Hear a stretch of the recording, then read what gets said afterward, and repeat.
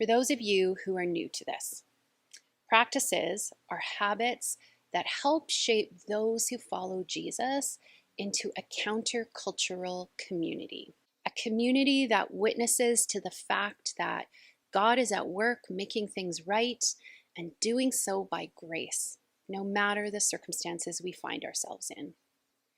These practices also help form and transform us into the kind of people who can meet life in all its difficulties with grace and strength. They are practices that carry us through joy-filled and hard times, as well as front-load responses for when life gets tough.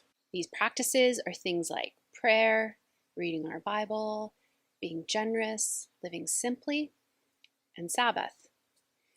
Practices remind us that while it matters what we believe doesn't actually form us or change us. What we do, where we place our bodies, how we set up our lives to receive grace is actually what forms us. For example, I absolutely believe that regular exercise is important for my physical, mental, and emotional health. But my belief that exercise is important doesn't actually do anything for me if I don't walk or run or lift weights. So the practices are ways that we embody our faith. But even more importantly, they are ways that we place ourselves in the flow of God's grace so that we are formed by love instead of by other things. The practices do not earn us God's grace and love, but they open us up to the ways that God is continually offering grace and love, even when life is difficult. So you're going to hear a lot of options over the next few months about how to practice faith or how to place yourself in the flow of God's grace. You can't do them all. We do not intend this to be a to-do list. Instead, consider these next few months an invitation to try things that compel you and then see if they bring you life. If they do, wonderful.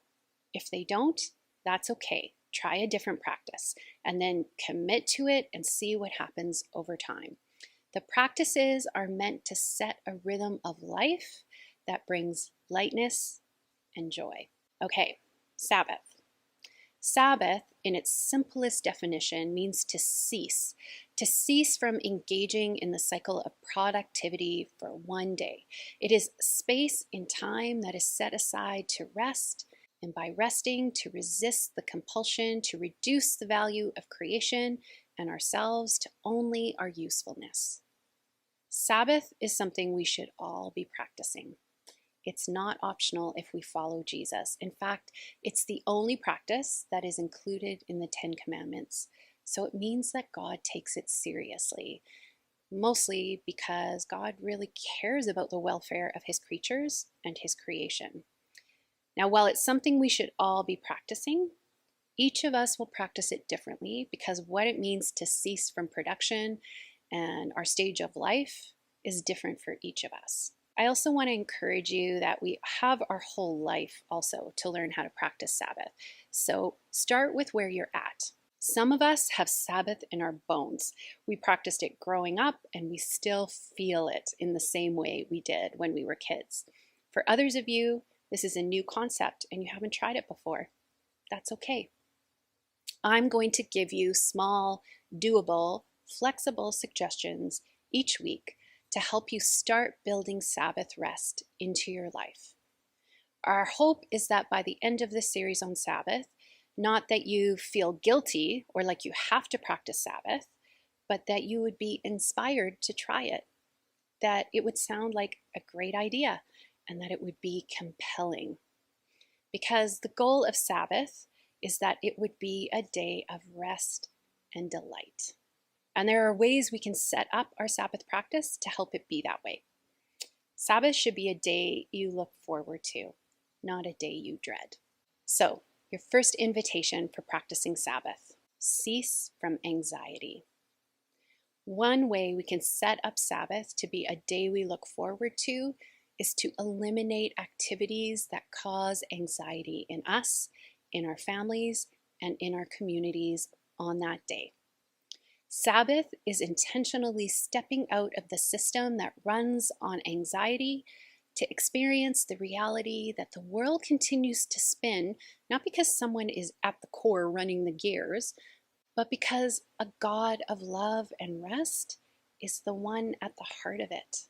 And practicing Sabbath is a way that we live out or embody the belief that we serve a God who is trustworthy, who does not value people on the basis of their productivity, and whose love is unfazed by anything we do or do not do.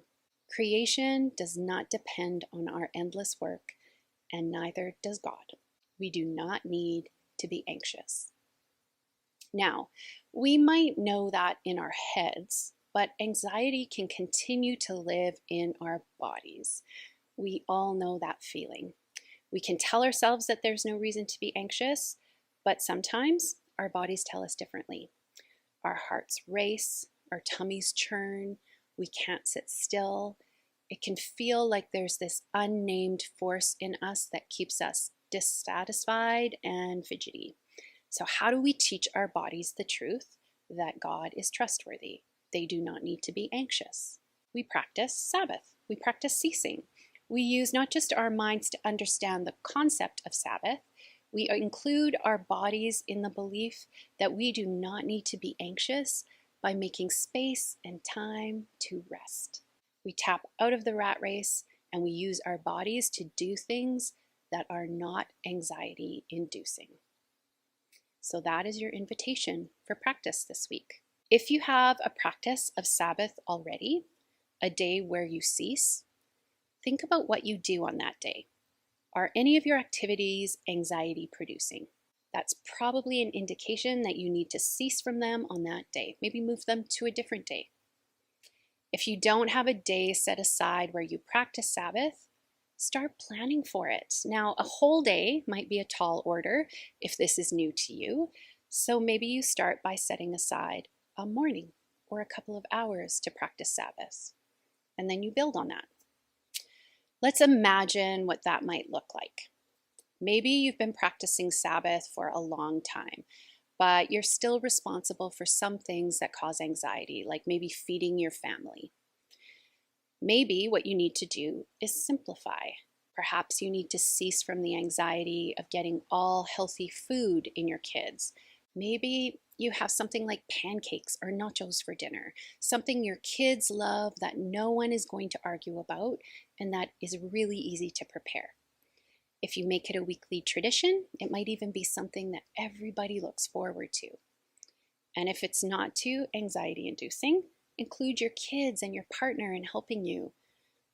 I know for me, one of the things that I find anxiety inducing is that my kids don't clean the kitchen the way I would clean it. But maybe one day of the week, kid level clean is good enough. Or if grocery shopping or cleaning the house or yard work produce anxiety in you, it's not a Sabbath activity. We have to think these things through. For instance, sometimes putzing in the garden is super relaxing. By all means, then, do it on your Sabbath. But I would argue that shopping on Sabbath might be something to consider moving to another day, even if you don't find it stressful, simply because it's a way of engaging the cycle of production. Shopping isn't bad, we have to do it, but it's probably just not something that we need to do on our Sabbath day. If getting your 5K run or 10,000 steps is anxiety producing, tap out. Maybe just put the Fitbit or the Apple Watch on the counter and go for a hike with your family, or just meander instead. I would suggest you refrain from checking your email, scrolling through the news, or social media. Avoid the doom scroll. Free yourself from the heavy weight of COVID news and pictures of people who haven't gained 10 pounds eating chips over isolation. Scrolling is not restful. It is anxiety inducing.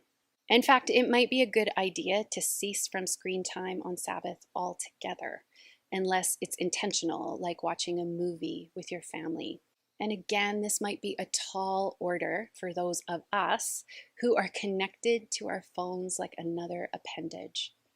So maybe you start with an hour or a mealtime and then a morning, and then you just build on it. Last suggestion.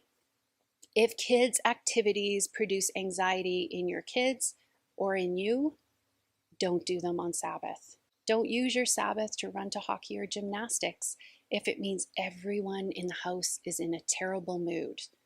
And this one is for me, don't use Sabbath to nag your kids to do chores.